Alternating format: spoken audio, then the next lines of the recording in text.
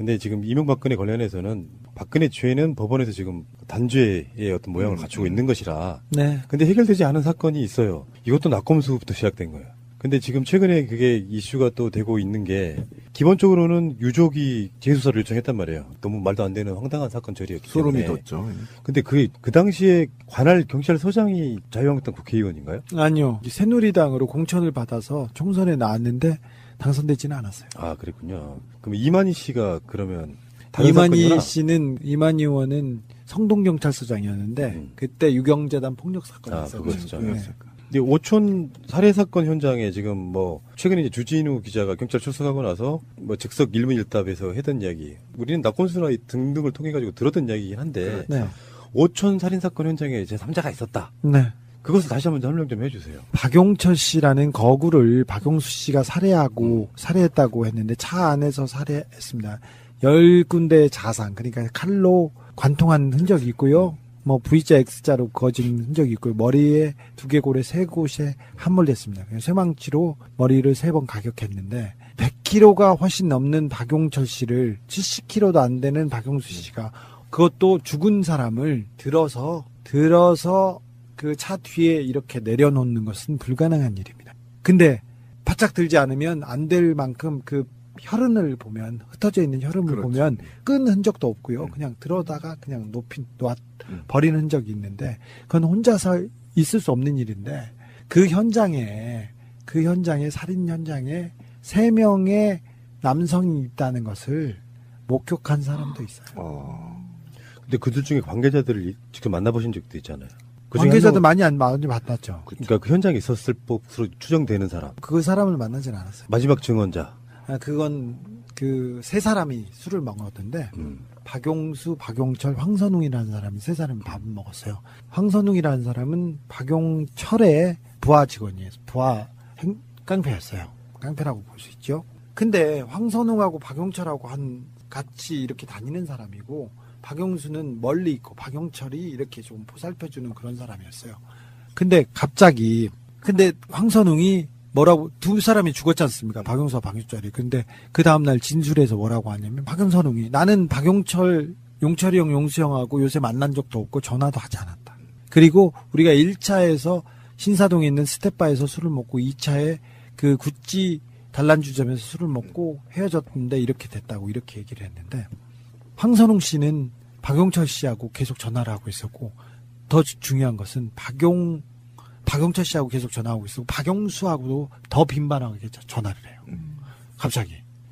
그리고 그 죽은 날 전화한 흔적이 굉장히 살해당했을 때 그 직전, 직후 이런 식으로 통화 내역이 남아있어요. 근데 황선웅 씨는 저 경찰 진술에서 통화하지 않았다고 해요.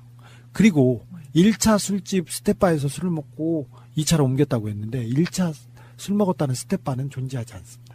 신사동에 아예 없어요.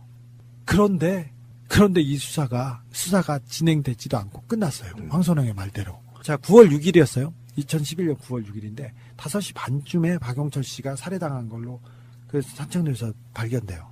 한 3시간 반 정도 후에 3km 떨어진 야산에서 목을 맨 숨진 박용수 씨가 발견돼요. 그렇죠. 그러면 벌써 뭐 아침이지 않습니까? 그런데 오후에 벌써 경찰이 박용수 씨가 박용철 씨를 죽이고 자살한 사건으로 결론을 내요. 수사를 하지 않았어요. 통화 내역 조회 수사 안 했고요. CCTV가 곳곳에 있었는데 CCTV 조사도 안 했어요. 사실 그때는 박근혜 씨가 대통령도 아니던 시절이고 실제로 그렇게 그런 사람들을 컨트롤할 만한 권력이 있다고 보긴 좀 어렵지 않아요? 2011년이면 이명박 말기였고요. 박근혜 대통령이 거의 대통령이었어요. 그렇죠. 사실상 실권 그럼요. 있었죠.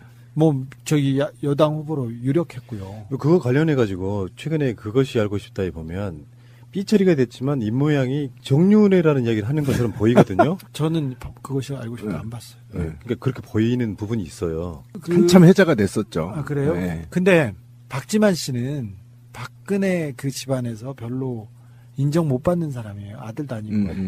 뻥쟁이라? 예, 나약정과에 4번 감옥 갔다 온 사람이에요.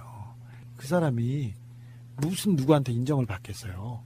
박지만 씨가 감옥에 있는 동안 박근혜 씨가 한 번도 면회를 안 왔어요. 그 많이 간 상황에서도. 그래서 유경재단 폭력 사건이나 이 신동욱 납치 살해 미수 사건, 그리고 그 다음에 오천 살인 사건에 박지만 씨 얘기가 나와요. 왜 그러냐면 박지만 비서 정용희와 전인식이라는 사람이 맞아요. 계속 이름이 나오거든요.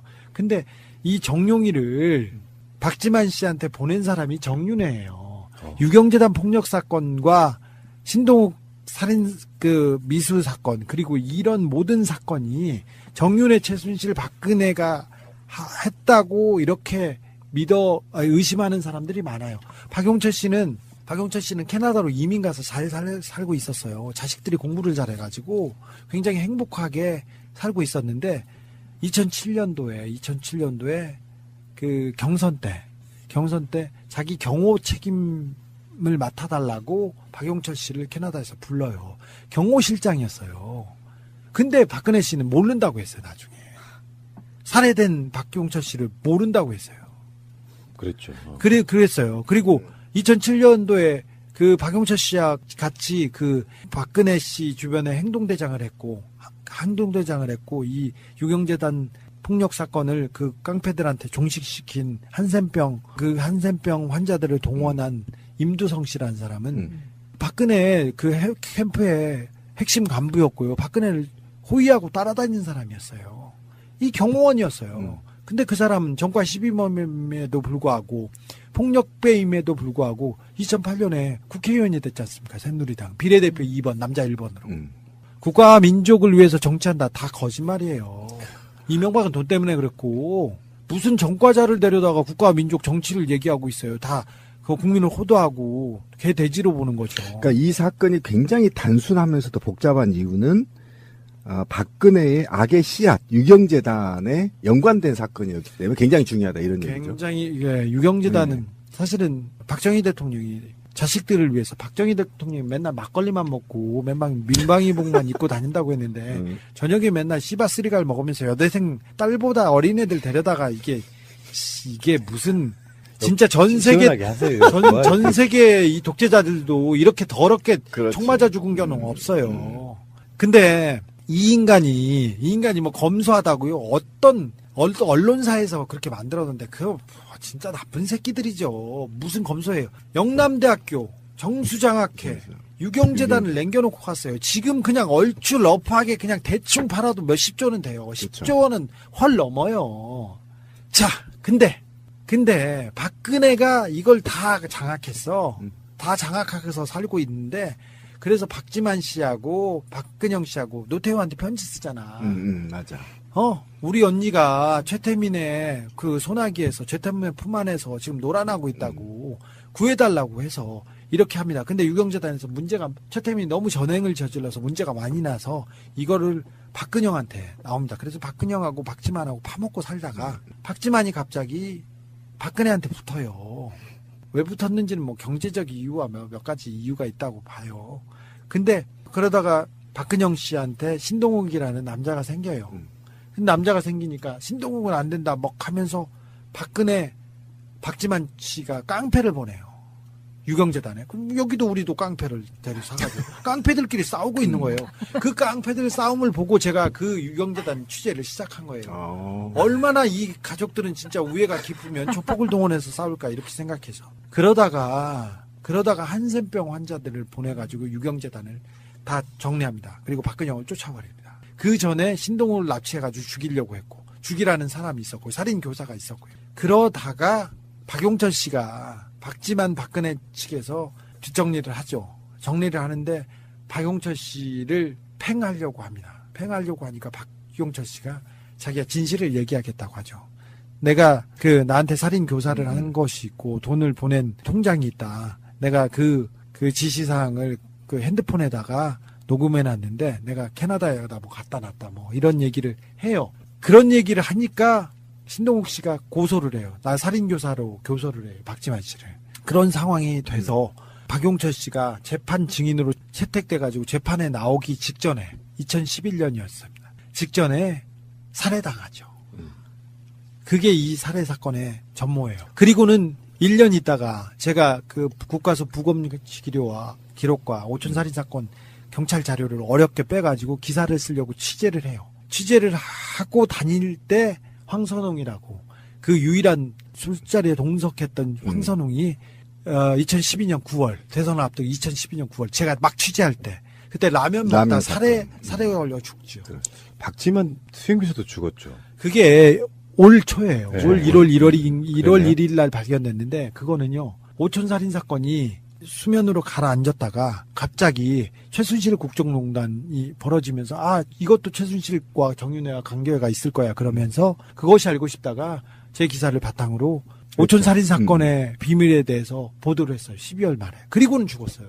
그런데 이 사건에서 헷갈리는 게 그러면 컨트롤 타워가 누구? 맞아, 나도 지금 그거 물어보려고 그랬어요. 이 최순실 국정농단에 있어가지고 그렇게 난리가 났는데도 정윤회 검찰 수사 받았다는 소리 한 번도 못 들어봤거든요. 그렇죠. 자, 아까 말했듯이 박지만은 박근혜 집안에서 아무것도 아니에요. 아시다시피 박근혜는 허수아비잖아요. 그냥 뭐 주사 맞고 드라마 보고 네. 계속 약 먹고 주사 받고 뭐 그런 사람이에요. 근데 그 글을 조정하던 사람은 최순실 씨였고 정윤회였어요. 그러니까 유경재단 폭력과 모든 국정농단의 뒤에도 최순실 정윤회가 있다고 보는 것은 무리가 아니죠.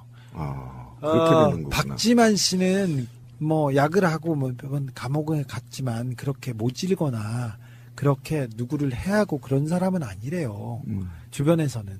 근데 그 잔인한 일이 있었어요. 그래서 저는 이 오촌살인 사건의 뒤에도 최순실 정윤회가 있었다. 미스테리. 박지만은 앞에 나와 있는 사람이고 정윤회 최순실 그다음에 박근혜가 분명히 있었다고 생각해요. 살인 사건을 누구를 교사를 시켜서 저지를 수는 있어요. 그런데 이 살인 사건을 수사 못하게 막을 수 있는 힘까지 누구한테 있는지, 누가 이득을 받는지 그렇게 보면 명확하게 박근혜라는 이름이 나오죠. 그렇죠. 자, 보세요. 아까 휴대폰이 중요하다고 내가 휴대폰을 넣어놨다, 휴대폰을 숨겨놨다 이 얘기를 했지 않습니까? 그렇죠. 공개하겠다. 근데 경찰 수사할 때 박용철한테 휴대전화가 2개가 나왔어요. 갤럭시 탭과 휴대전화. 근데 경찰 수사 과정에서 휴대전화를 잃어버립니다. 이게 말이 됩니까? 가장 중요한 건데 경찰이 잃어버렸어요. 팀장 백아무개 팀장, 이아무개 수사과장, 형사과장 이 사람이 1차적인 수사 대상이 돼야 됩니다. 그렇죠. 그래야 그 배우가 나옵니다. 그리고 폭력을 행사하고 살인을 교사하고 협박하고 살해 협박을 했던 폭력배들이 있어요. 이아무개, 전아무개 이름들이 다 있어요. 누가 누군지 알아요. 그 사람을 수사하고 그 위에 있었던 정용이 전인식을 수사해야 돼요. 근데 이런 이야기들을 이번에 경찰 들어가서 다 해주고 오셨어요? 하고 왔어요. 아니, 하고 왔어요. 근데 네. 어디까지는 했어요. 경찰이 자기네들 그 경찰들을 먼저 수사를 하고 진실로 향해야 되는데 그럴 가능성이 어느 정도 될지는 잘 모르겠어요. 일단 네. 기본적으로 뭐 수사의 방향과 어떤 내용에 대해서는 얘기를 했어요. 그러니까 물어보는 분위기를 보면 다르잖아요. 경찰서 자체가. 자, 다르고 좀 수사 의지가 있어 보여요. 그래서, 보였어요? 네. 다행이다. 그래서 좀 믿고 있어요. 저는 진심을. 근데 이게 복잡한 사건이 아니에요, 사실은. 간단하게 지금 나올 수 있는 사건이잖아요. 네네. 몇 가지 부분. 핵심만 짚으면 나올 사건. 그러면 다스는 누구 겁니까? 하고 하면 뒤가 답이 나왔잖아. 이명박이라고 답하셨잖아요. 그러면 박영철, 박영수를 죽인 범인은 누굽니까? 라고 묻는다면. 아니, 이건 청부 살해이기 때문에. 이건 살인 교사가 누구겠냐는 거죠. 아니, 그 몇 명일 수는 있기 때문에. 박근혜, 최순실, 정윤회 그 세 사람이 제외한 것도 있을 없다는 수 거지. 있나요? 뭐 혹시 박지만 팁 중에- 씨까지 그럴 수 있죠. 4명 안에서 그렇지. 해결되는데 누가 이득을 받는가? 그렇죠. 범죄는 거기에서 시작되는데 맞습니다. 이득을 본 사람은 박근혜 씨가 맞고요. 그리고 이 정도의 폭력 사건과 살인 사건과 이 살인 그리고 이 수사를 못하게 막았다는 이 권력형 비리가 된 이 부분을 생각해 봤을 때는 뭐 박지만 씨보다는 그 윗선으로 보는 게 더 합리적이라고 저는 생각합니다. 이런 기자를 보셨습니까, 여러분? 이명박, 박근혜를 둘 다 잡고 있어요, 지금. 일개 기자 한 분이. 놀랍다, 이런 생각이 드는데. 대통령 전문 기자. 아니 그건 이제는 잘 모르겠는데요. 네, 저는 오직 2분만 보는데 한 분은 가셨으니까 세세하게 이제 하고 오직 저는 이명박만 생각합니다.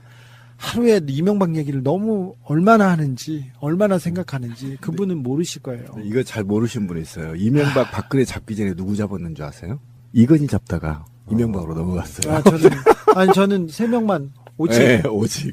오직 이명박 박근혜 이건희. 삼성이 이렇게만 잡죠. 경제계 대통령까지 3명의 대통령을 그냥. 네, 제가 삼성 김용철 변호사 특검 기사를 써서 삼성 특검이 됐습니다. 이건희가 물러나고 그다음에 사과를 했었죠. 그 안에서 그렇지 어마어마해요. 삼성 이건희 이야기도. 그 문재인 정부에서는 뭐 훈장 하나 안 줍니까? 누구야? 아이 뭐 무슨 뭐 이렇게 돈을 뭐 해줄 수는 없어도 훈장 하나 줘야지. 그런 거 바라지 않고요. 네, 잘 수사가 마무리돼서 저는 우리 사회가 앞으로 나가야 되는데 이명박이 이 역사를 되돌리면서 민주주의와 법치주의를 되돌리면서 이 사회를 망가뜨렸다고 봐요. 한국 피파 랭킹이 62위인데 62위예요. 근데 우리의 사는 것도 62위 정도밖에 안 돼요. 냉정하게 보면 서유럽 어느 나라보다 그 잘 살거나 행복하지 못하고요. 그다음에 일본, 미국, 캐나다 뭐 그리고 우리가 알고 있는 우리가 경쟁해야 될 어떤 나라보다 삶의 질이 떨어집니다. 그렇죠. 이게 무엇 때문이냐면은 지도자들 때문이라고 생각해요. 이렇게 똑똑하고 이렇게 성실하고 이렇게 열심히 일하는 사람들이 어디 있어요? 이렇게 선하고 착하고. 근데 이 사람들의 방향을 잘못하고 그리고 자기 사리 사욕을 채우기 위해서 정치를 팔고 국가를 팔고 국민을 팔았어요. 그래서 이명박을 단죄해야만이 우리 사회가 앞으로 나갈 수 있다고 생각하기 때문에 이 패러다임을 바꾸는 거는 이명박의 그 척결, 이명박의 구속에서 시작된다고 저는 믿습니다. 짧은 저의 생각으로는 이명박이 적폐청산의 처음이자 마지막이라고 생각합니다. 그렇죠. 그래서 다스가 중요하고 그래서 140억이 중요하다고 생각합니다. 그러니까 우리는 주진우 기자님이 우리 방송에 나오나 안 나오나 그런 이슈를 생산해낼 때마다 방송을 합니다. 네. 그거는 이제 서로 도와야 되는 어떤 연대와 동지적 관계에서. 그런데 주진우 기자가 개인으로서 두 가지 이야기를 해보고 싶어요. 오늘 주제는 좀 먼 이야기지만 첫 번째는 현재 주간지 1위가 시사인 됐죠. 네, 오래됐죠. 오래됐죠. 그게 주진우 기자 덕이잖아요. 아니 그렇게까지는 그래 얘기하지 마시고 깔때기 그냥 되셔도 되는. 그렇게까지는 얘기하면 뭐 시사인 기자들은 되게 훌륭합니다. 네. 훌륭한 사람 많습니다. 주진우 포함해서 이렇게 마무리하고요. 팟캐스트도 그래요. 예를 들어서 우리가 낙검수가 없어지고 나서 제가 이 팟캐스트 만든 이유 중에 하나가 낙검수가 없었어요. 네. 근데 비교가 되는 게 주진우를 대체할 만한 역할이 없는 거야. 이게 우리 한계였다고 저는 생각이 저도 들거든요. 이제 그 얘기 하려고 했는데 후배들이 주진우만큼 과연 탐사 보도를 해줄 수 있는 사람들이 있는 것인지 또는 혹시 후배들을 양성하고는 있는 것인지 제가 왜 이런 질문을 하냐면 주진우 기자가 만들어내는 이 한국사의 역사가 엄청나거든요. 그러니까 이게 만약에 주 기자가 다른 일을 만약에 하게 된다 그러면 저 역할을 사회적으로 누가 해야 되는 것인지 이게 굉장히 불안해요. 저도 깝깝한 게 좀 기레기 얘기가 너무 많이 나오는데 그러니까 한겨레나 경향 같은 기자들도 보면은 굉장히 깝깝해요. 기자 같은 느낌이 없는 경우가 많잖아요. 이상한 몰입해 있고 막 그런 느낌인데 주진우 기자가 보기에 실제로 지금 기자들 보면 깝깝한 경우 되게 많을 것 같은데. 잘 안 봐요. 그래서 네 저는 방송 뉴스를 안 본 지 오래됐고요. 그리고 그 어디 신문을 보지 않은 지 오래됐어요. 근데 이제 좀 주눅도 들고 겁먹고 그리고 또 기자들이 이 사회가 조금 나아지는데 보탬이 되겠다는 초심을 잃어버리고 뭐가 나한테 유리한가 뭐가 사주한테 잘 보이는 건가 거기에 자꾸 매몰되고 그래서 기레기 그리고 언론이 그렇지. 망가진 그 이유가 큰데 적폐의 우두머리 이명박을 걷어내고 그 공포에서 벗어나게 한다면 그 블랙리스트도 마찬가지예요. 블랙리스트가 작동할 수 있었던 이유가 방송국의 PD 기자들 때문이에요. 그리고 언론사의 기자들 때문이에요. 블랙리스트에 대해서 기사를 쓰고 호의적으로 쓰면 자기네들이 이 불이익을 볼까봐 이게 작동한 게 다 그런 것 때문인데 그렇지. 이제 그 거대한 이 깡패 집단을 권력을 잡고 있던 깡패 집단을 도려내면 아마 자기 자리로 되돌아오지 않을까 생각합니다.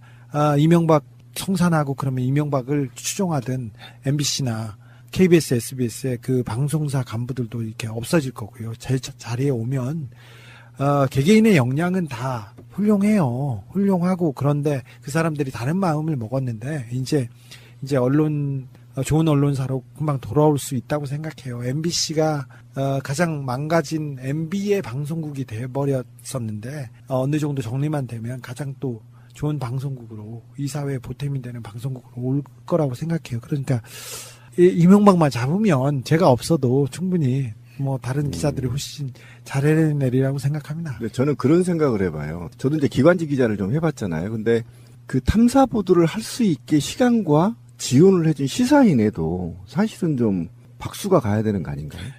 회사에서는 별로 지원 안 했고 난 책 그래요? 팔아서 썼어요. 아, 그랬나? 네.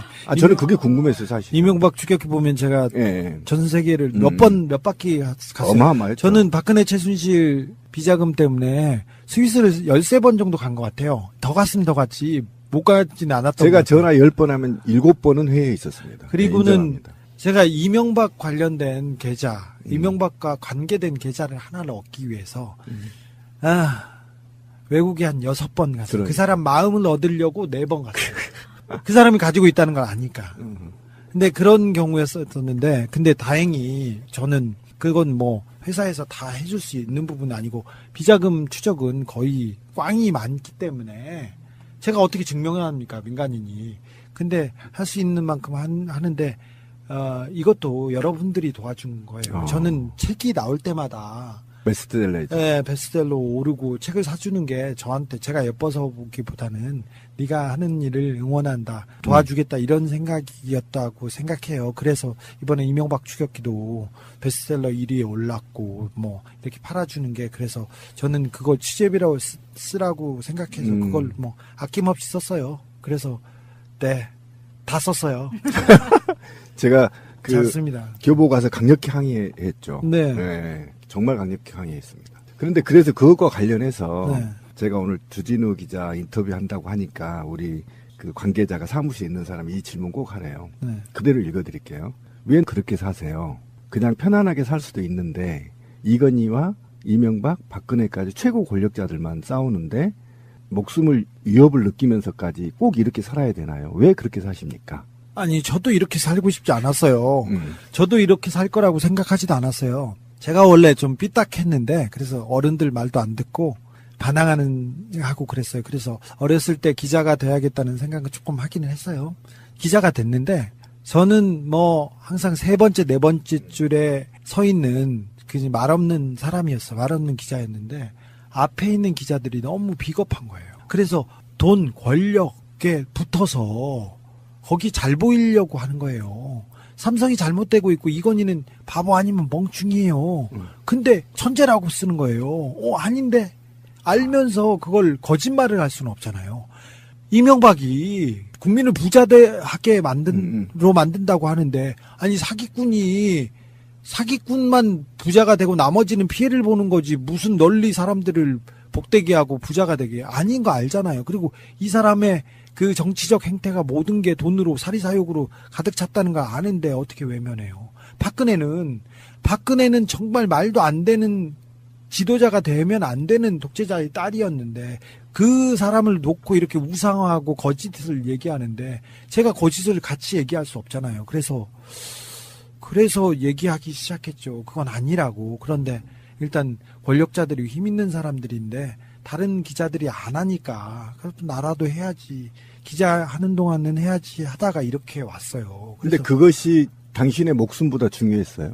지금 위협을 엄청나게 느꼈잖아요. 트럭에 와서 들이받으려고 했고. 아니 근데 네.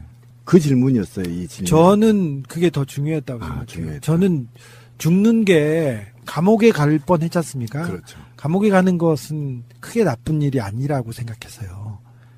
그리고 죽는 것도 내가 이렇게 뭐 의미 있는 일을 하다가 죽을 수도 있어요.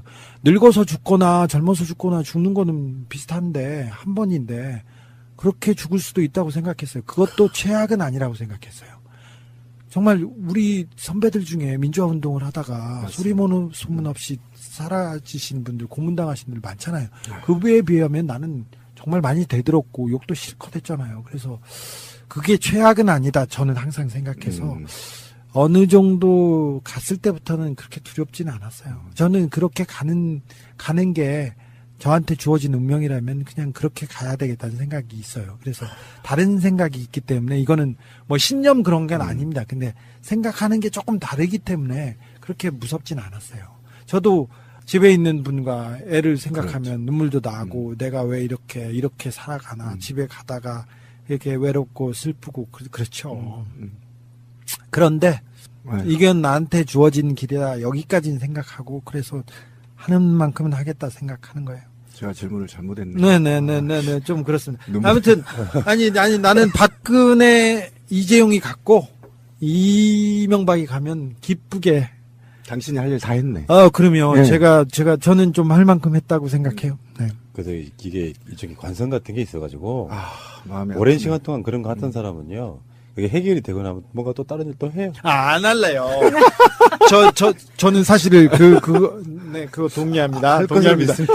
저 정권 교체가 그렇게 중요했어요. 왜 그러냐면 정권 교체를 해야만 박근혜, 이재용, 이명박을 잡을 수 있다. 정권 교체를 하더라도 부담스러워요. 전임 대통령이고 지도자잖아요. 부담스러워. 이명박을 여기 테이블까지 올려놓기 위해서는 얼마나 그러니까. 물밑에서 제가 그렇죠. 얼마나 다녔어요. 지금껏 그 방송에서 언론에서 안 해주니까 어디든 가고 또 어디 가는 이명박이 중요합니다. 누가 중요합니다. 다스가 중요합니다. 이게 다 그래도 니거가 중요합니다. 이 얘기를 얼마나 미친 듯이 하고 다녔지. 진짜 미친놈이었죠. 네, 그런데 그랬어요. 근데 정권 교체가 되니까 너무 허탈한 거예요. 혼자서 애인이 떠나간 사람 마냥 혼자서 이렇게 앉아있고 허전하게. 우두커니 앉아있다가 며칠 지나서 정신을 차리고 아까 말했듯이 이명박이지. 그래 이명박 프로젝트 빨리 해야지 해서 사실은 이명박 프로젝트는 5년 넘게 준비하던 거였어요. 그래서 로드맵을 세우고 정권이 이만큼 가고 이제 개혁에 도움이 돼야 되겠다. 그래서 8월 며칠쯤에 이제 책을 내면서 이명박 추격기가 나왔어요. 이렇게 나오고 그래서 그 노래도 돈의 신도 나왔어요. 이렇게 다니고 안 되고 다큐멘터리도 책 보기 어려운 분들 이거라도 보세요. 이렇게 하고 계속 이렇게 책을 들고 다니고 그리고 어디 가서 이명박이 중요해. 다스가 누구 겁니다가 중요해. 하고 다녔잖아요. 지금 이제 다스가 이렇게 수면 위로 왔잖아요. 그래서 조금 이제 힘든데 그래도 저녁에 이렇게 씩 웃고 자요. 네. 여기서 궁금증 하나가 우리도 그런 얘기 좀 많이 한 편인데 그렇죠. 주진우가 그렇게 이명박을 떠들고 다녀도 팟캐스트에서나 이명박을 이야기하지 기존의 기성 언론들한테는 이명박 얘기가 안 나오는 이유가 뭘까? 그게 되게 궁금했었거든요. 기자님은 어떻게 생각해요? 그 이유가 뭐라고 생각하세요? 이명박하고 그 사람들하고 너무 많이 엮여 있어요. 공범들이다? 모든 돈과 모든 큰 기업과 이명박이 엮여 있고 그리고 큰 언론사하고 엮여 있어요. 그 이유를 곧 제가 밝힐게요. 직접적인 연관이 있다. 네. 공범관계다 이렇게 봐도 되는 거고. 네. 이렇게 사주들 이야기하는 거겠죠. 그렇죠. 3탄 기대하십시오. 사주들 입장에서는 확실하지도 않은 사안은 이명박에 대해서는 아예 이름조차 꺼내지 않다가 아니요. 이런 확실해도 이명박 관련돼서는 쓰지도 않아요. 페이스북에 올린 글 같은 경우는 써주잖아요. 네. 그런 정도는 안 쓸 수가 없으니까 쓰겠지. 그렇죠. 이제 우리가 생각한 것보다 조직이 커요. MB 조직이. 하긴 곳곳에 있습니다. 야, 오늘 우리 주 기자 눈이 뜨거워지는 거 보셨어요? 안 뜨거웠어. 뭘 뜨거웠어. 처음 봤어, 나. 뜨거워. 난 악마인 줄 알았더니 아니야. 쪽팔리게. 이제 그만해. 국정원에서 제가 낙검수 가자마자 이제 낙검수 하도 폭발적으로 반응했잖아요. 그러니까 국정원에서 회의를 하다가 야, 걔 학교 안 나왔어 그런 거야. 맞아. 제가 기억난다. 제가 학교 안 다녔거든요. 사실 잘 안 다녔어요. 잘 몰라. 그래서 주변 사람도 모르니까 걔 학교 안 다녔다고 얘기를 한 거예요. 그래가지고 야 그거 학력 위조야 이렇게 국정원에서 회의를 하고 네이버에서 갑자기 제가 나온 맞아. 고등학교 나도 봤어. 고졸로 바뀌었어요. 기억나요? 그리고 기사가 쫙 나왔어요. 지금도 연관 검색어에 학력 위조가 있어요. 다 그거 국정원에서 시킨 거예요. 손해배상 청구해야죠, 나중에. 국정원에 제가 움직이고 누구를 만나고 어떤 기사를 취재하고 누구를 한 게 다 이렇게 파일을 이렇게 있대요. 그래서 그걸로 제가 재판받고 그걸로 그렇게 수많은 소송을 받았어요. 문성근, 김효진은 피해자잖아. 그렇죠. 피해자니까 고소할 수 있잖아요. 근데 기자야, 주진우 기자는. 주진우 기자를 국정원이 뒤에서 캤다면 그건 사찰이잖아요. 그렇죠. 이거를 피해자라고 할 수 있나요? 아니면 있죠. 고소할 수 있나요? 있습니다. 법적으로는? 있어요. 네. 있어요. 저도 민간인이에요. 네, 있습니다. 저 군인 아니에요. 이명박이 어느 정도 정리되면 마지막으로 민사 들어가셔야 되겠네요. 네. 저는 밝혀보고 싶어요. 저에 대한 국정원의 사찰이 어느 정도였는지 그걸 좀 보고 싶어요. 그래서 그 많은 댓글과 많은 그 일배들과 너무 많이 괴롭혔어요. 네, 맞아요. 저 시발단 사건으로만 소송이 4개, 5개, 6개 막 그렇게 걸렸어요. 그리고 오촌살인 사건 팩트잖아요. 그렇죠. 이상했잖아요. 살인 사건인데 이상하다고 했다는 이유로 구속영장이 청구됐어요. 저만 뭘만 하면 잡으려고 그렇게 했어요. 그런데 그런 중심에 있으시다가 정권 교체가 되고 나서 정말 내 주위에 이렇게 하던 것들이 바뀌었다. 사법경찰이 더 이상 붙지 않고 도감청이 더 이상 없고 이런 거를 느끼던 시점이 있으셨어요? 뭐 그런 생각은 했지만 아직도 저는 똑같은 생활을 하고 있어요. 이명박 애들은 아직 살아있거든요. 저만 꺾고 저를 망가뜨리면 망치면 자기를 공격하던 그 논리가 무너지는 한 축이 무너지기도 하지 않습니까? 제가 가장 공격을 앞에서 했으니까 저희 봐라 막 하면서 망가뜨리고 싶을 거 아니에요. 그래서 아직도 비슷해요. 지금이 더 조심해야 될 때. 네, 조심하고 예, 지금 굉장히 조심해야 돼. 네. 맞아요. 좀 다른 얘기긴 한데 박근혜 때까지만 해도요. 적이 딱 원톱으로 있으니까 진보나 이런 쪽에 잘 분열이 잘 안 돼요. 목표가 박근혜였으니까. 근데 지금 조심할 게 일반 시민단체, 진보단체, 일반 모든 이런 것들이 정권이 바뀐 뒤에 많이 무너져요. 그렇죠. 네, 원래 분열하고 그렇죠. 서로 막 싸우고. 저한테도 깨어있는 시민들이 뭐라고 하는 게 요새 보여가지고 너무 가슴 아파요. 저보다도 김어준이 요새 좀 방송에서도 잘 나가고 SBS도 막 맞고 그러니까 김어준에 대해서 막 공격하는 사람이 있어요. 저도 김어준을 그렇게 좋아하지 않아요. 그 사람이 그렇게 좋은 사람은 아니에요. 근데 요새는 김어준을 공격하면 제가 너무 상처받아서 불락해요. 그래서 너무 상처받아서. 지금은 아직은 이명박이 이 사회를 지배하고 있습니다. 아직도 메인스트림은 바뀌지 않았어요. 자, 해방 이후에 이 친일파가 지배하는 이 세상은 아직도 바뀌지 않았습니다. 아직도 우리는 군함도에서 살고 있고요. 이제 바꿔야 될 때가 왔어요. 그렇죠. 그래서 내부 분열, 그리고 옆에 마음에 안 든다고 해서 주적이 저기 있는데 주변한테 이렇게 하고 저한테는 욕 좀 하지 마세요. 저는 못 살겠어요. 정말 너무 상처받아요. 저 소심해요. 김어준, 주진우, 김웅민한테 욕한 사람도 있어요? 많이 있죠. 김어준한테 특별히 욕하는 사람들이 많아서 그래서 근데 그거에도 되게 상처받아요. 다 쓰는 누구 겁니까? 이 운동한다고 욕하는 사람도 많아요. 이쪽 사람이 아니겠죠, 뭐. 그렇죠. 그렇게 아니 생각하시는 근데 게 편해요. 이명박 쪽에서 이렇게 군부를 짚었는데 왜 거기에 동조하는지. 아니, 깨어있는 시민들이 이명박이 이 적폐의 원흉이란 걸 다 아는데. 얘기 좀 잘해주세요. 아무튼, 네. 예, 자, 지금은 우리가 힘을 합치고 싸워야 된다. 이제 시작이다. 아직 네. 가야 할 길이 멀다. 네. 마무리하겠습니다.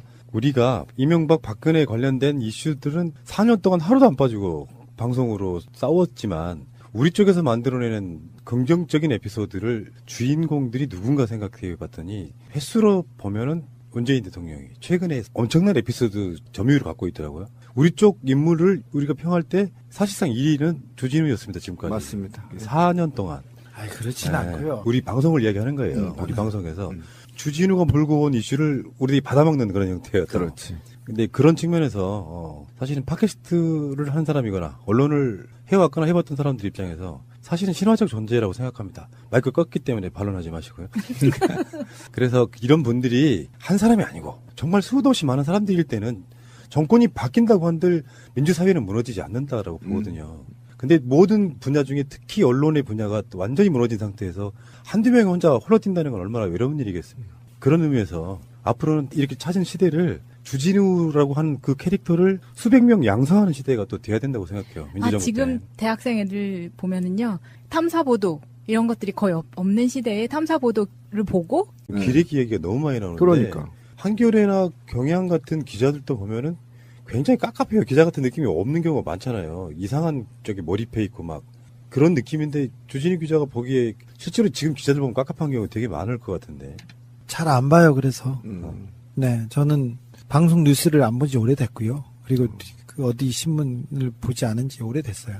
근데 이제 좀 주눅도 들고 겁먹고 그리고 또 기자들이 이 사회가 조금 나아지는데 보탬이 되겠다는 초심을 잃어버리고 뭐가 나한테 유리한가, 뭐가 사주한테 잘 보이는 건가 거기에 자꾸 매몰되고 그래서 기레기 그리고 언론이 그렇지. 망가진 그 이유가 큰데 적폐의 우두머리 이명박을 걷어내고 그 공포에서 벗어나게 한다면 그 블랙리스트도 마찬가지예요. 블랙리스트가 작동할 수 있었던 이유가 방송국의 PD 기자들 때문이에요. 그리고 언론사의 기자들 때문이에요. 블랙리스트에 대해서 기사를 쓰고 호의적으로 쓰면 자기네들이 이 불이익을 볼까봐. 이게 작동한 게 다 그런 것 때문인데, 이제 그 거대한 이 깡패 집단을,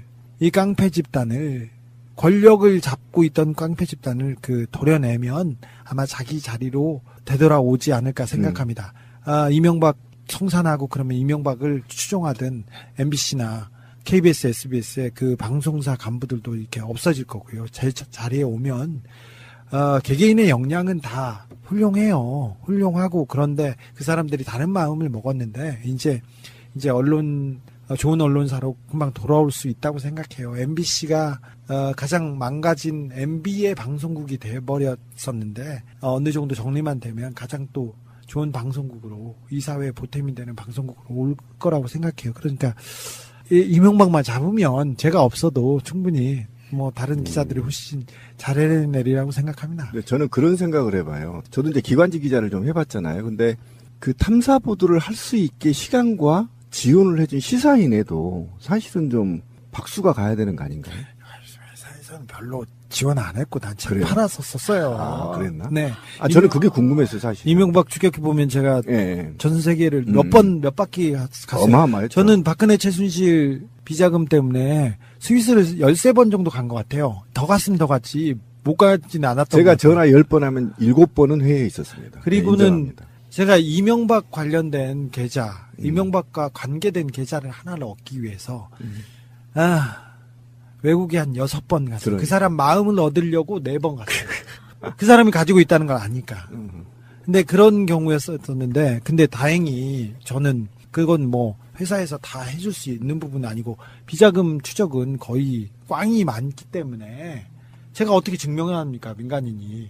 근데 할 수 있는 만큼 하는데, 이것도 여러분들이 도와준 거예요. 저는 책이 나올 때마다 베스트셀러죠. 네, 베스트셀러 오르고 책을 사주는 게 저한테 제가 예뻐서 보기보다는 네가 하는 일을 응원한다, 도와주겠다 이런 생각이었다고 생각해요. 그래서 이번에 이명박 추격기도 베스트셀러 1위에 올랐고 이렇게 팔아주는 게, 그래서 저는 그걸 취재비라고 쓰라고 생각해서 그걸 아낌없이 썼어요. 그래서 네, 다 썼어요. 제가 잘 씁니다. 교보 가서 강력히 항의했죠. 네. 네, 정말 강력히 항의했습니다. 그런데 그래서 그것과 관련해서 네. 제가 오늘 주진우 기자 인터뷰한다고 하니까 우리 그 관계자가 사무실에 있는 사람이 이 질문 꼭 하래요. 네. 그대로 읽어드릴게요. 왜 그렇게 사세요?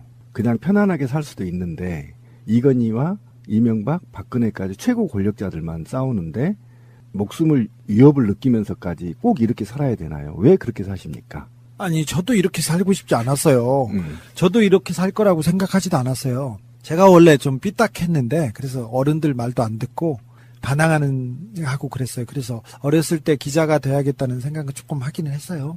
기자가 됐는데, 저는 항상 3번째, 4번째 줄에 서 있는 말 없는 사람이었어. 말 없는 기자였는데, 앞에 있는 기자들이 너무 비겁한 거예요. 그래서 돈, 권력에 붙어서 거기 잘 보이려고 하는 거예요. 삼성이 잘못되고 있고 이건희는 바보 아니면 멍충이에요. 근데 천재라고 쓰는 거예요. 아닌데 알면서 그걸 거짓말을 할 수는 없잖아요. 이명박이 국민을 부자하게 만든다고 하는데, 아니 사기꾼만 부자가 되고 나머지는 피해를 보는 거지, 무슨 널리 사람들을 복되게 하고 부자가 되게 아닌 거 알잖아요. 그리고 이 사람의 그 정치적 행태가 모든 게 돈으로, 사리사욕으로 가득 찼다는 걸 아는데 어떻게 외면해요?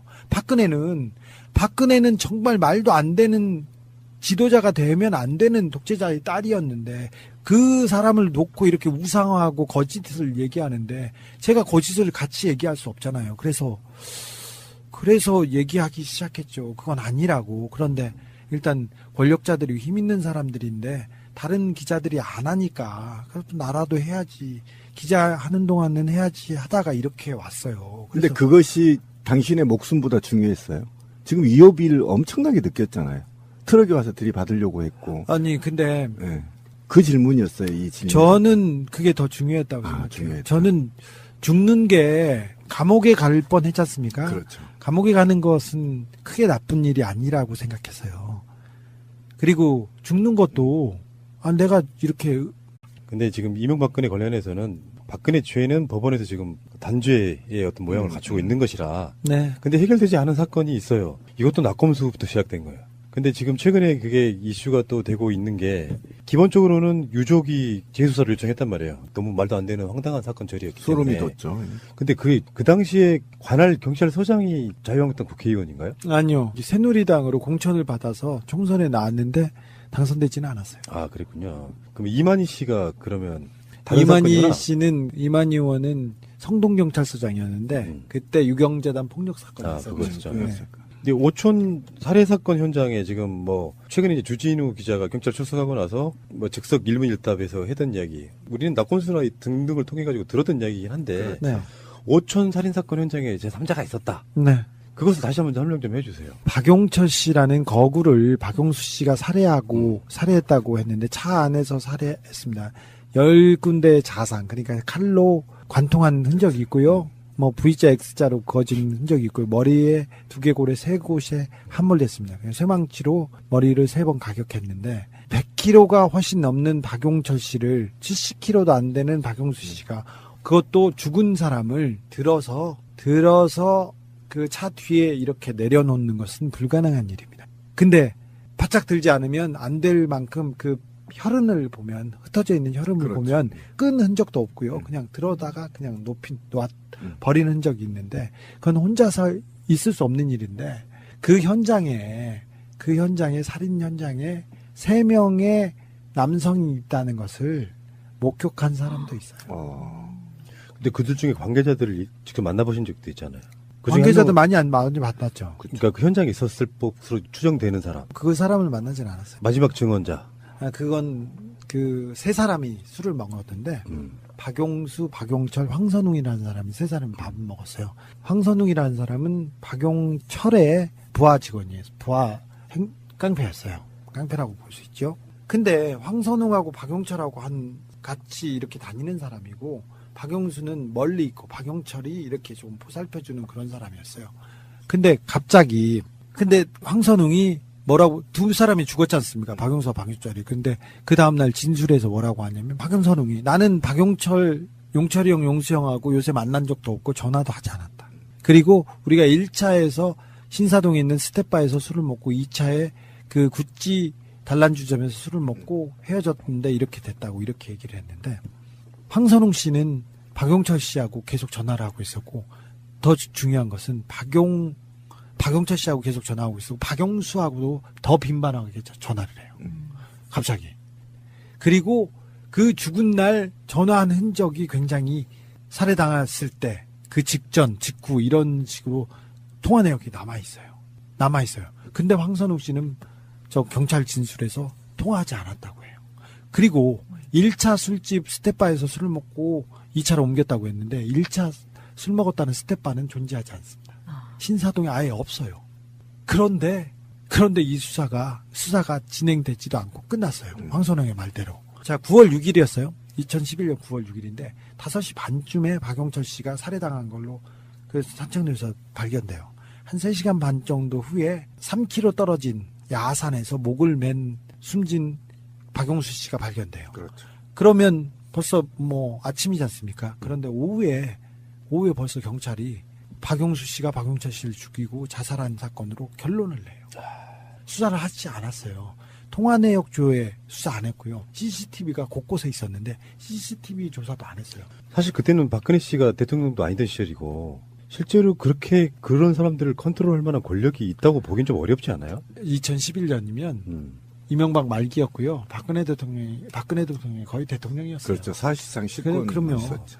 뭐 저기 여당 후보로 유력했고요. 그거 관련해 가지고 최근에 그것이 알고 싶다에 보면 삐처리가 됐지만 입모양이 정윤회라는 이야기를 하는 것처럼 보이거든요. 저는 그것이 알고 싶다 안 봤어요. 네. 그러니까 그렇게 보이는 부분이 있어요. 한참 해자가 됐었죠. 아, 그래요? 네. 근데 박지만 씨는 박근혜 그 집안에서 별로 인정 못 받는 사람이에요. 아들도 아니고. 뻥쟁이라? 예, 나약정과에 4번 감옥 갔다 온 사람이에요. 그 사람이 무슨 누구한테 인정을 받겠어요. 박지만 씨가 감옥에 있는 동안 박근혜 씨가 한 번도 면회를 안 왔어요. 그 많이 간 상황에서도. 그래서 유경재단 폭력 사건이나 이 신동 납치 살해 미수 사건, 그리고 그 다음에 오촌살인 사건에 박지만 씨 얘기가 나와요. 왜 그러냐면 박지만 비서 정용희와 전인식이라는 사람이 맞아요. 계속 네. 이름이 나오거든요. 근데 이 정용희를 박지만 씨한테 보낸 사람이 정윤회예요. 유경재단 폭력 사건과 신동욱 살인 그 미수 사건 그리고 이런 모든 사건이 정윤회, 최순실, 박근혜가 했다고 이렇게 의심하는 사람들이 많아요. 박용철 씨는 캐나다로 이민 가서 잘 살고 있었어요. 자식들이 공부를 잘해가지고 굉장히 행복하게 살고 있었는데 2007년도에 그 경선 때 자기 경호 책임을 맡아달라고 박용철 씨를 캐나다에서 불러요. 경호실장이었어요. 근데 박근혜 씨는 모른다고 했어요, 나중에. 뭐 의미 있는 일을 하다가 죽을 수도 있어요. 늙어서 죽거나 젊어서 죽거나 죽는 거는 비슷한데 한 번인데 그렇게 죽을 수도 있다고 생각했어요. 그것도 최악은 아니라고 생각했어요. 정말 우리 선배들 중에 민주화 운동을 하다가 소문 없이 사라지신 분들, 고문당하신 분들 많잖아요. 그에 비하면 나는 정말 많이 대들었고 욕도 실컷 했잖아요. 그래서 그게 최악은 아니다. 저는 항상 생각해서 어느 정도 갔을 때부터는 그렇게 두렵지는 않았어요. 저는 그렇게 가는 게 저한테 주어진 운명이라면 그냥 그렇게 가야 되겠다는 생각이 있어요. 그래서 다른 생각이 있기 때문에 이거는 뭐 신념 그런 건 아닙니다. 근데 생각하는 게 조금 다르기 때문에 그렇게 무섭진 않았어요. 저도 집에 있는 분과 애를 생각하면 그렇죠. 눈물도 나고 내가 왜 이렇게 살아가나 집에 가다가 이렇게 외롭고 슬프고 그렇죠. 그런데 이건 나한테 주어진 길이다. 여기까지는 생각하고 그래서 하는 만큼은 하겠다 생각하는 거예요. 제가 질문을 잘못했네요. 네네네네 좀 그렇습니다. 아무튼 아니 나는 박근혜 이재용이 갔고 이명박이 가면 기쁘게. 당신이 할 일 다 했네. 그러면 네. 저는 좀 할 만큼 했다고 생각해요. 네. 그래서 이게 일종의 관성 같은 게 있어가지고 마음이 오랜 아프네. 시간 동안 그런 거 했던 사람은요. 그게 해결이 되고 나면 뭔가 또 다른 일 또 해요. 안 할래요. 저는 사실은 그거 동의합니다. 동의합니다. 저 정권 교체가 그렇게 중요했어요. 왜 그러냐면 정권 교체를 해야만 박근혜, 이재용, 이명박을 잡을 수 있다. 정권 교체를 하더라도 부담스러워요. 전임 대통령이고 지도자잖아요. 부담스러워. 이명박을 여기 테이블까지 올려놓기 위해서는 얼마나 물밑에서 제가 그렇죠. 얼마나 다녔어요. 지금껏 그 방송에서 언론에서 안 해주니까 어디든 가고 또 어디 가는 이명박이 중요합니다. 누가 중요합니다. 다스가 중요합니다. 이게 다 그래도 니거가 중요합니다. 이 얘기를 얼마나 미친 듯이 하고 다녔지. 미친놈이었죠. 네, 그런데 그랬어요. 근데 정권 교체가 되니까 너무 허탈한 거예요. 혼자서 애인이 떠나간 사람 마냥 혼자서 이렇게 앉아있고 안전하게. 우두커니 앉아있다가 며칠 지나서 정신을 차리고 아까 말했듯이 이명박이지. 그래 이명박 프로젝트 빨리 해야지 해서 사실은 이명박 프로젝트는 5년 넘게 준비하던 거였어요. 그래서 로드맵을 세우고 정권이 이만큼 가고 이제 개혁에 도움이 돼야 되겠다. 그래서 8월 며칠쯤에 이제 책을 내면서 이명박 추격기가 나왔어요. 이렇게 나오고 그래서 그 노래도 도내신도 나왔어요. 이렇게 다니고 안 되고 다큐멘터리도 책 보기 어려운 분들 이거라도 보세요. 이렇게 하고 계속 이렇게 책을 들고 다니고 그리고 어디 가서 이명박이 중요해. 다스가 누구 겁니다가 중요해. 하고 다녔잖아요. 지금 이제 다스가 이렇게 수면 위로 왔잖아요. 그래서 조금 이제 힘든데 그래도 저녁에 이렇게 씩 웃고 자요. 네. 여기서 궁금증 하나가 우리도 그런 얘기 좀 많이 한 편인데 그렇죠. 주진우가 그렇게 이명박을 떠들고 다녀도 팟캐스트에서나 이명박을 이야기하지 기존의 기성 언론들한테는 이명박 얘기 안 나오는 이유가 뭘까? 그게 되게 궁금했었거든요. 기자님은 어떻게 생각해요? 그 이유가 뭐라고 생각하세요? 이명박하고 그 사람들하고 너무 많이 엮여 있어요. 공범들이다? 모든 돈과 모든 큰 기업과 이명박이 엮여 있고 그리고 큰 언론사하고 엮여 있어요. 그 이유를 곧 제가 밝힐게요. 직접적인 연관이 있다. 네. 공범관계다 이렇게 봐도 되는 거고. 네. 이렇게 사주들 이야기하는 거겠죠. 그렇죠. 3탄 기대하십시오. 네. 사주들 입장에서는 확실하지도 않은 사안은 이명박에 대해서는 아예 이름조차 꺼내지 않다가 이런 확실해도 이명박 관련돼서는 쓰지도 않아요. 페이스북에 올린 글 같은 경우는 써주잖아요. 네. 그런 정도는 안 쓸 수가 없으니까 쓰겠지. 그렇죠. 이제 우리가 생각한 것보다 조직이 커요. MB 조직이. 하긴 네, 곳곳에 있습니다. 야, 오늘 우리 주 기자 눈이 뜨거워지는 거 보셨어요? 안 뜨거웠어. 뭘 뜨거웠어. 처음 봤어, 나. 뭐 뜨거? 난 악마인 줄 알았더니 아니야. 쪽팔리게. 이제 그만해. 국정원에서 제가 낙검수 가자마자 이제 낙검수 하도 폭발적으로 반응했잖아요. 그러니까 국정원에서 회의를 하다가 야, 걔 학교 안 나왔어 그런 거야. 맞아. 제가 학교 기억난다. 제가 학교 안 다녔거든요, 사실은. 잘 안 다녔어요. 잘 몰라. 그래서 주변 사람들 모르니까 걔 뭐지? 학교 안 다녔다고 얘기를 한 거예요. 그래가지고 야, 그거 학력 위조야 이렇게 국정원에서 회의를 하고 네이버에서 갑자기 제가 나온 맞아. 고등학교 나도 봤어. 고졸로 바뀌었어요. 기억나요? 그리고 기사가 쫙 나왔어요. 지금도 연관 검색어에 학력 위조가 있어요. 다 그거 국정원에서 시킨 거예요. 손해배상 청구해야죠, 나중에. 국정원에 제가 움직이고 누구를 만나고 어떤 기사를 취재하고 누구를 한 게 다 이렇게 파일을 이렇게 있대요. 그래서 그걸로 제가 재판받고 그걸로 그렇게 수많은 소송을 받았어요. 문성근, 김효진은 피해자잖아. 그렇죠. 피해자니까 고소할 수 있잖아요. 근데 기자야, 주진우 기자는. 주진우 기자를 국정원이 뒤에서 캤다면 그건 사찰이잖아요. 그렇죠. 이거를 피해자라고 할 수 있나요? 아니면 있죠. 고소할 수 있나요? 있습니다. 법적으로는? 있어요. 네. 있어요. 저도 민간인이에요. 네, 있습니다. 저 군인 아니에요. 이명박이 어느 정도 정리되면 마지막으로 민사 들어가셔야 되겠네요. 네. 저는 좀 밝혀보고 싶어요. 저에 대한 국정원의 사찰이 어느 정도였는지 그걸 좀 보고 싶어요. 그래서 그 많은 댓글과 많은 그 일배들과 너무 많이 괴롭혔어요. 네, 맞아요. 저 시발단 사건으로만 소송이 4개, 5개, 6개 막 그렇게 걸렸어요. 그리고 오촌살인 사건 팩트잖아요. 살해된 박경철 씨를 모른다고 했어요.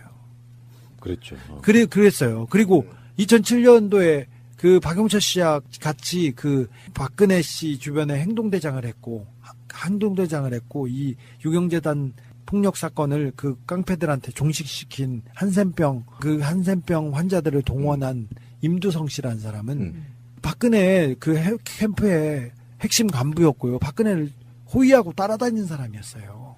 이 경호원이었어요. 근데 그 사람은 정과 12범임에도 불구하고 폭력배임에도 불구하고 2008년에 국회의원이 됐지 않습니까? 새누리당 비례대표 2번 남자 1번으로. 국가와 민족을 위해서 정치한다. 다 거짓말이에요. 이명박은 돈 때문에 그랬고 무슨 전과자를 데려다가 국가와 민족 정치를 얘기하고 있어요. 다 그 국민을 호도하고 개돼지로 보는 거죠. 그러니까 이 사건이 굉장히 단순하면서도 복잡한 이유는 박근혜의 악의 씨앗, 유경재단에 연관된 사건이었기 때문에 굉장히 중요하다 이런 얘기죠. 굉장히 유경재단은 사실은 박정희 대통령이 자식들을 위해서 박정희 대통령이 맨날 막걸리만 먹고 맨날 민방위복만 입고 다닌다고 했는데 저녁에 맨날 씨바쓰리갈 먹으면서 여대생 딸보다 어린애들 데려다가 이게 무슨 진짜 전 세계 시원하게 하세요. 전 세계 이 독재자들도 이렇게 더럽게 그렇지. 총 맞아 죽은 경우는 없어요. 근데 이 인간이 뭐 검소하다고요? 어떤 언론사에서 그렇게 만들었는데 그거 진짜 나쁜 새끼들이죠. 무슨 검소해요? 영남대학교 정수장학회 유경재단을 남겨놓고 갔어요. 지금 그냥 얼추 러프하게 그냥 대충 팔아도 몇십조는 돼요. 10조 원은 훨 넘어요. 자, 근데 박근혜가 이걸 다 장악했어. 다 장악하고서 살고 있는데 그래서 박지만 씨하고 박근영 씨하고 노태우한테 편지 쓰잖아. 맞아. 우리 언니가 최태민의 그 소나기에서 최태민의 품 안에서 지금 노란하고 있다고 구해달라고 해서 이렇게 합니다. 근데 유경재단에서 최태민이 너무 전횡을 저질러서 문제가 많이 나서 이거를 박근영한테 나옵니다. 그래서 박근영하고 박지만하고 파먹고 살다가 박지만이 갑자기 박근혜한테 붙어요. 왜 붙었는지는 뭐 경제적 이유와 몇 가지 이유가 있다고 봐요. 근데 그러다가 박근영 씨한테 신동욱이라는 남자가 생겨요. 근데 남자가 생기니까 신동욱은 안 된다 막 하면서 박지만 씨가 깡패를 보내요. 유경재단에. 그럼 여기도 우리도 깡패를 데리고 사가지고 깡패들끼리 싸우고 있는 거예요. 그 깡패들 싸움을 보고 제가 그 유경재단 취재를 시작한 거예요. 얼마나 이 가족들은 진짜 우애가 깊으면 조폭을 동원해서 싸울까 이렇게 생각해서. 그러다가 한센병 환자들을 보내가지고 유경재단을 다 정리합니다. 그리고 박근영을 쫓아버립니다. 그 전에 신동훈을 납치해가지고 죽이려고 했고 죽이라는 사람이 있었고 살인 교사가 있었고요. 그러다가 박용철 씨가 박지만 박근혜 측에서 뒷정리를 하죠. 정리를 하는데 박용철 씨를 팽하려고 합니다. 팽하려고 하니까 박용철 씨가 자기가 진실을 얘기하겠다고 하죠. 내가 나한테 살인 교사를 한 것이 있고 돈을 보낸 통장이 있다. 내가 그 지시사항을 그 핸드폰에다가 녹음해 놨는데 내가 캐나다에다 뭐 갖다 놨다 뭐 이런 얘기를 해요. 그런 얘기를 하니까 신동욱 씨가 고소를 해요. 나 살인교사로 교소를 해요. 박지만 씨를. 그런 상황이 돼서 박용철 씨가 재판 증인으로 채택돼가지고 재판에 나오기 직전에 2011년이었습니다. 직전에 살해당하죠. 그게 이 살해 사건의 전모예요. 그리고는 1년 있다가 제가 그 국가서 부검 기록과 오촌 살인 사건 경찰 자료를 어렵게 빼가지고 기사를 쓰려고 취재를 해요. 취재를 하고 다닐 때 황선홍이라고 그 유일한 술자리에 동석했던 황선홍이 2012년 9월 대선을 앞두고 2012년 9월 제가 막 취재할 때 그때 라면 먹다 살해에 걸려 죽죠. 박지만 수행교사도 죽었죠. 그게 올 초예요. 네. 올 1월 그러네요. 1일 날 발견됐는데 그거는요. 오촌살인 사건이 수면으로 가라앉았다가 갑자기 최순실 국정농단이 벌어지면서 이것도 최순실과 정윤회와 관계가 있을 거야 그러면서 그것이 알고 싶다가 제 기사를 바탕으로 오촌살인 사건의 비밀에 대해서 보도를 했어요. 12월 말에. 그리고는 죽었어요. 근데 이 사건에서 헷갈리는 게 그러면 컨트롤 타워가 누구? 맞아, 나도 지금 그거 물어보려고 그랬어요. 이 최순실 국정농단에 있어가지고 그렇게 난리가 났는데도 정윤회 검찰 수사 받았다는 소리 한 번도 못 들어봤거든요. 그렇죠. 자, 아까 말했듯이 박지만은 박근혜 집안에서 아무것도 아니에요. 아시다시피 박근혜는 허수아비잖아요. 그냥 뭐 주사 맞고 드라마 보고 네. 계속 약 먹고 주사 받고 뭐 그런 사람이에요. 근데 그를 조종하던 사람은 최순실 씨였고 정윤회였어요. 그러니까 유경재단 폭력과 모든 국정농단의 뒤에도 최순실 정윤회가 있다고 보는 것은 무리가 아니죠. 그렇게 되는 거구나. 박지만 씨는 뭐 약을 하고 뭐 감옥에 갔지만 그렇게 모질거나 그렇게 누구를 해하고 그런 사람은 아니래요. 주변에서는. 근데 그 잔인한 일이 있었어요. 그래서 저는 이 오촌 살인 사건의 뒤에도 최순실 정윤회가 있었다. 미스테리. 박지만은 앞에 나와 있는 사람이고 정윤회, 최순실 그다음에 박근혜가 분명히 있었다고 생각해요. 살인 사건을 누구를 교사를 시켜서 저지를 수는 있어요. 그런데 이 살인 사건을 수사 못하게 막을 수 있는 힘까지 누구한테 있는지, 누가 이득을 받는지 그렇게 보면 명확하게 박근혜라는 이름이 나오죠. 그렇죠. 자, 보세요. 아까 휴대폰이 중요하다고 내가 휴대폰을 넣어놨다, 휴대폰을 숨겨놨다 이 얘기를 했지 않습니까? 그렇죠. 공개하겠다. 근데 경찰 수사할 때 박용철한테 휴대전화가 2개가 나왔어요. 갤럭시 탭과 휴대전화. 근데 경찰 수사 과정에서 휴대전화를 잃어버립니다. 이게 말이 됩니까? 가장 중요한 건데 경찰이 잃어버렸어요. 팀장 백아무개 팀장, 이아무개 수사과장, 형사과장 이 사람이 1차적인 수사 대상이 돼야 됩니다. 그렇죠. 그래야 그 배우가 나옵니다. 그리고 폭력을 행사하고 살인을 교사하고 협박하고 살해 협박을 했던 폭력배들이 있어요. 이아무개, 전아무개 이름들이 다 있어요. 누가 누군지 알아요. 그 사람을 수사하고 그 위에 있었던 정용이 전인식을 수사해야 돼요. 근데 이런 이야기들을 이번에 경찰 들어가서 다 해주고 오셨어요? 하고 왔어요. 아니, 하고 왔어요. 근데 네. 어디까지는 했어요. 경찰이 자기네들 그 경찰들을 먼저 수사를 하고 진실로 향해야 되는데 그럴 가능성이 어느 정도 될지는 잘 모르겠어요. 일단 네. 기본적으로 뭐 수사의 방향과 어떤 내용에 대해서는 얘기를 했어요. 그러니까 물어보는 분위기를 보면 다르잖아요. 경찰서 자체가. 자, 다르고 좀 수사 의지가 있어 보여요. 그래서, 보였어요? 네. 그래서 그래서 좀 믿고 있어요. 저는 진심을. 근데 이게 복잡한 사건이 아니에요, 사실은. 간단하게 지금 나올 수 있는 사건이잖아요. 네네. 몇 가지 부분. 핵심만 짚으면 나올 사건. 그러면 다스는 누구 겁니까? 하고 하면 뒤가 답이 나왔잖아. 이명박이라고 답하셨잖아요. 그러면 박영철, 박영수를 죽인 범인은 누굽니까? 라고 묻는다면 아니, 이건 청부 살해이기 때문에. 이건 살인 교사가 누구겠냐는 거죠. 아니, 그 몇 명일 수는 있기 때문에. 박근혜, 최순실, 정윤회 네, 그 세 사람이 제외 이해는 한번도 있을 없다는 수 거지. 있나요? 뭐 혹시 박지만 팁 중에- 씨까지 그럴 수 있죠. 4명 안에서 그렇지. 해결되는데 누가 이득을 받는가? 그렇죠. 범죄는 거기에서 시작되는데 맞습니다. 이득을 본 사람은 박근혜 씨가 맞고요. 그리고 이 정도의 폭력 사건과 살인 사건과 이 살인 그리고 이 수사를 못하게 막았다는 이 권력형 비리가 된 이 부분을 생각해 봤을 때는 뭐 박지만 씨보다는 그 윗선으로 보는 게 더 합리적이라고 저는 생각합니다. 이런 기자를 보셨습니까, 여러분? 이명박, 박근혜를 둘 다 잡고 있어요, 지금. 일개 기자 한 분이. 놀랍다, 이런 생각이 드는데, 대통령 전문 기자. 아니 그건 저는 잘 모르겠는데요. 네, 저는 오직 두 분만 보는데 한 분은 가셨으니까 세세하게 이제 하고 오직 저는 이명박만 생각합니다. 하루에 이명박 얘기를 너무 얼마나 하는지 얼마나 생각하는지 그분은 모르실 거예요. 이거 잘 모르시는 분이 있어요. 이명박 박근혜 잡기 전에 누구 잡았는 줄 아세요? 이건희 잡다가 이명박으로 넘어갔어요. 저는 세 명만 오직 네, 오직 이명박 박근혜 이건희. 삼성이 이렇게만 잡죠. 경제계 대통령까지 3명의 대통령을 그냥. 네, 제가 삼성 김용철 변호사 특검 기사를 써서 삼성 특검이 됐습니다. 이건희가 물러나고 그다음에 사과를 했었죠. 그 안에서 그렇지 어마어마해요. 삼성 이건희 이야기도. 근데 문재인 정부에서는 뭐 훈장 하나 안 줍니까? 아이 뭐 무슨 뭐 이렇게 돈을 뭐 해줄 수는 없어도 훈장을 하나 줘야지. 그런 거 바라지 않고요. 네, 잘 수사가 마무리돼서 저는 우리 사회가 앞으로 나가야 되는데 이명박이 이 역사를 되돌리면서 민주주의와 법치주의를 되돌리면서 이 사회를 망가뜨렸다고 봐요.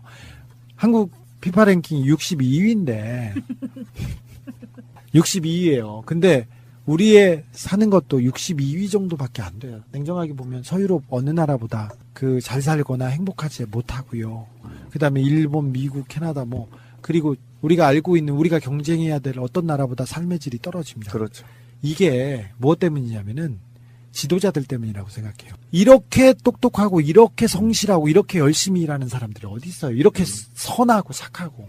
근데 이 사람들의 방향을 잘못하고 그리고 자기 사리사욕을 채우기 위해서 정치를 팔고 국가를 팔고 국민을 팔았어요. 그래서 이명박을 단죄해야만이 우리 사회가 앞으로 나갈 수 있다고 생각하기 때문에 이 패러다임을 바꾸는 거는 이명박의 그 척결, 이명박의 구속에서 시작된다고 저는 믿습니다.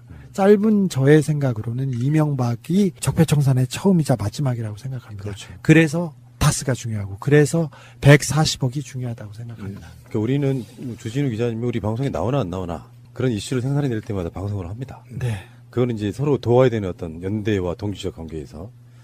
그런데 주진우 기자가 개인으로서 두 가지 이야기를 해보고 싶어요. 뭐 오늘 주제와는 좀 먼 이야기지만 첫 번째는 현재 주간지 1위가 시사인됐죠. 네, 오래됐죠. 오래됐죠. 그게 주진우 기자 덕이잖아요. 아니 그렇게까지는 그래 얘기하지 마시고 깔때기 그냥 되셔도 되는. 그렇게까지 얘기하면 뭐 시사인 기자들은 되게 훌륭합니다. 네.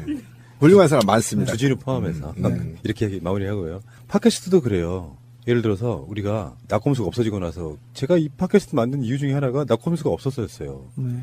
근데 비교가 되는 게 주진우를 대체할 만한 역할이 없는 거야. 이게 우리 한계였다고 저는 생각이 저도 들거든요. 이제 그 얘기 하려고 했는데 후배들이 주진우만큼 과연 탐사 보도를 해줄 수 있는 사람들이 있는 것인지 또는 혹시 후배들을 양성하고는 있는 것인지 제가 왜 이런 질문을 하냐면 주진우 기자가 만들어내는 이 한국사의 역사가 엄청나거든요. 그러니까 이게 만약에 주 기자가 다른 일을 만약에 하게 된다 그러면 저 역할을 사회적으로 누가 해야 되는 것인지 이게 굉장히 불안해요. 저도 깝깝한 게 좀